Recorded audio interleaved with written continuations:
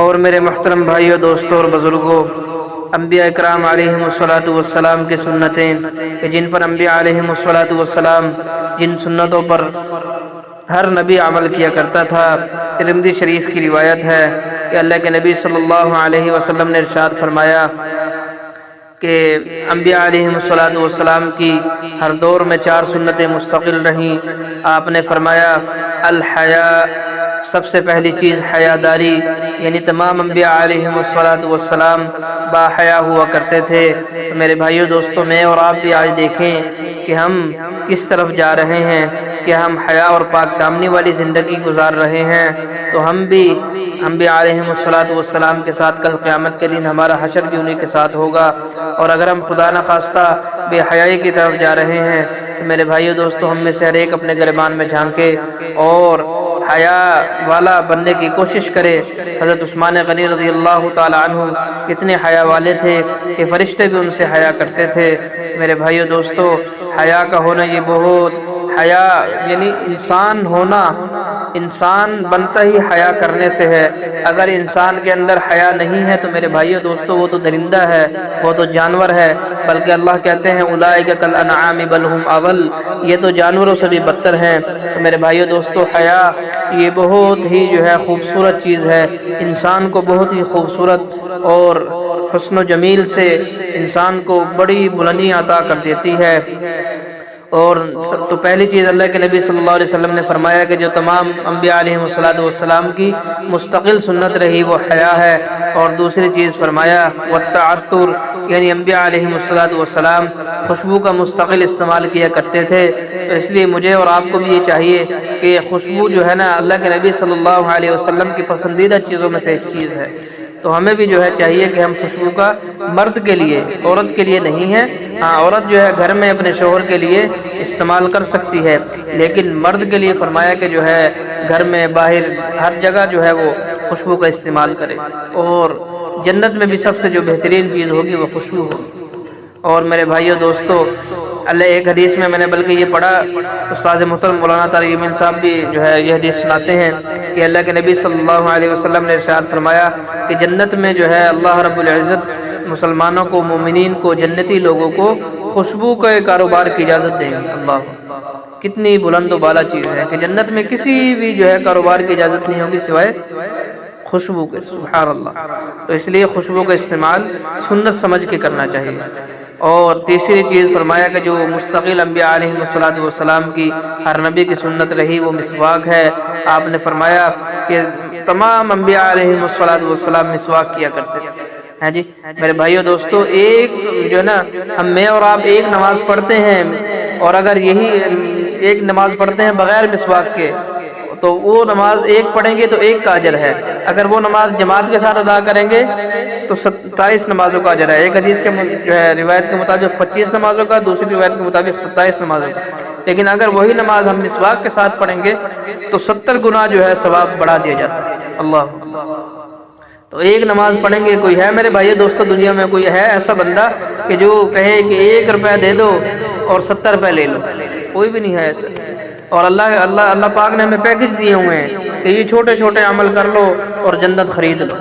تو یہ مسواک تمام انبیاء علیہم الصلاۃ والسلام کی مستقل سنت رہی۔ علماء نے لکھا ہے کہ مسواک کی بہت سے فضائل ہیں، جن میں سب سے بڑی فضیلت ہے ایک تو یہ ہے کہ یہ تمام انبیاء علیہ الصلوۃ والسلام کی مستقل سنت ہے، تو ہم جب اس سنت پر عمل کریں گے تو ہمیں بہت اجر ملے گا۔ اور دوسرا یہ ہے کہ ایک نماز کا ثواب 70 کے برابر کر دیا جائے گا مسواک کی وجہ سے۔ اور علماء نے یہ بھی لکھا ہے کہ جو آدمی مستقل مسواک جیب میں رکھتا ہے، اگر خدا نہ خواستہ اس کا ایکسیڈنٹ وغیرہ ہو جاتا ہے تو اس کی انشاءاللہ ہڈی ٹوٹنے سے محفوظ رہے گی۔ تو میرے بھائی دوستو، یہ بہت مبارک سنت ہے اور بہت عظیم الشان محترم الشان سنت۔ تو تیسری چیز وہ مسواک ہے۔ اور چوتھی چیز آپ صلی اللہ علیہ وسلم نے ارشاد فرمایا والنکاح، کہ نکاح تمام انبیاء علیہم الصلوۃ والسلام ازدواجی زندگی بسر کیا کرتے تھے۔ قرآن پاک میں بھی اللہ رب العزت فرماتے ہیں نا وَلَقَدْ أَرْسَلْنَا رُسُلًا مِّن قَبْلِكَ وَجَعَلْنَا لَهُمْ أَزْوَاجًا وَذُرِّيَّةً، کہ میرے محبوب ہم نے آپ سے پہلے جتنے بھی انبیاء علیہ الصلوۃ والسلام اس دنیا میں بھیجے ہیں، تمام ان کی بیویاں بھی تھی اور ان کی اولادیں بھی تھیں۔ اللہ۔ تو میرے بھائی دوستو یہ تو بات جو ہے اظہر من الشمس ہے کہ ایک نبی کا جو دنیا میں آنے کا مقصد ہے وہ صرف اور صرف اللہ کی وحدانیت اور اس وقت کے نبی کی جو ہے نبوت اور رسالت ہے۔ لیکن میرے بھائی دوستو یہ جو ہے بیوی کا ہونا، اولاد کا ہونا، یہ اس چیز میں بالکل رکاوٹ نہیں ہے، بلکہ جو ہے یہ اور آگے بڑھانے کا ذریعہ ہے۔ تو اس لیے اللہ کا نکاح کرنا کہ اللہ کے نبی صلی اللہ علیہ وسلم نے ارشاد فرمایا النکاح نصف الایمان، کہ نکاح جو ہے یہ آدھا ایمان ہے۔ ایک کنوارا آدمی جو ہے وہ جتنا مرضی نیک ہو جائے لیکن وہ کامل ایمان کے رتبے تک نہیں پہنچ سکتا جب تک کہ وہ نکاح نہ کر لے، جب تک جو ہے جو اللہ رب العزت نے اس میں جو رکھی ہے تو وہ جب تک وہ اس کو صحیح طریقے سے حلال طریقے سے اپنی شہوت کو پورا نہیں کرے گا تو وہ اس وقت تک جو ہے اپنے کامل ایمان تک نہیں پہنچ سکتا۔ تو اس لیے اللہ کے نبی صلی اللہ علیہ وسلم نے اسی لیے فرمایا کہ النکاح نصف الایمان، کہ جس نے نکاح کر لیا اس کا آدھا ایمان مکمل ہو گیا۔ اور حضرت علی رضی اللہ تعالیٰ عنہ فرماتے ہیں کہ اللہ کے نبی صلی اللہ علیہ وسلم نے مجھے 5 وصیت کی کہ 5 کاموں میں جو ہے جلدی کرو، 5 کاموں میں جلدی کرنے کی وصیت فرمائی۔ آپ صلی اللہ علیہ وسلم نے ارشاد فرمایا عجلوا بالصلاة قبل الفوت، کہ نماز کے فوت ہونے سے پہلے قضا ہونے سے پہلے اس کو ادا کر لو، اذان ہو ہم جو ہے نماز کی تیاری میں لگ جائیں۔ تو پہلی چیز کیا ہے کہ نماز جلدی ادا کرو۔ اور آپ صلی اللہ علیہ وسلم نے جو دوسری چیز ارشاد فرمائی، آپ نے فرمایا عجلوا بالتوبۃ قبل الموت، کہ موت سے پہلے میرے بھائیو دوستو توبہ میں جلدی کرو۔ اور موت کے آنے کا میرے بھائیو کوئی وقت جو ہے موت کبھی بھی آ سکتی ہے، کوئی عمر کی قید نہیں ہے کہ آپ اتنے سال کے ہوگے تو آپ جو ہے اللہ کے پاس جاؤ گے، نہ میرے بھائیو دوستو ان اجل اللہ اذا جاء لا یؤخر، اللہ رب العزت کی طرف سے جب مقرر کردہ ٹائم آ جائے گا تو اللہ پاک فرماتے ہیں لا یستاخرون ساعة ولا یستقدمون، ایک لمحہ ایک گھڑی یہ نہ آگے جا سکتے ہیں نہ پیچھے جا سکتے ہیں، موت اپنے مقررہ وقت پر آئے گی۔ تو جب میرے بھائی دوستو موت کا پتہ ہی نہیں ہے کہ کبھی بھی آ سکتی ہے تو ہم موت سے پہلے ہم جو ہے ہر وقت جو ہے استغفار کا اہتمام ہو، اور ہر وقت جو ہے چلتے پھرتے اللہم اغفر لی استغفر اللہ العظیم لا الہ الا هو الحی القیوم واتوب الیہ اللہم اغفر لی وتب علی، جو آپ جو ہے نا آپ کو آتا ہے استغفار کثرت سے اہتمام کریں۔ ہاں استغفار کے بڑے فضائل ہیں۔ من لزم الاستغفار جعل اللہ من کل ضیق مخرجا، اللہ رب العزت جو آدمی استغفار کرتا ہے مستقل، اللہ ہر تنگی سے اس کے لیے رستہ نکالتے ہیں۔ ومن کل ہم فرجا، اور اللہ رب العزت ہر غم سے اس کو نجات عطا کرتے ہیں۔ اور فرمایا کہ وَيَرْزُقْهُ مِنْ حَيْثُ لَا يَحْتَسِبُ، اللہ رب العزت ایسی جگہ سے ایسے جو ہے اسباب سے اس کو رزق عطا فرماتے ہیں جہاں سے اس کا وہم گمان بھی نہیں۔ تو میرے بھائی دوستو استغفار کا اہتمام ہو اور موت سے پہلے جو ہے توبہ میں جلدی ہو۔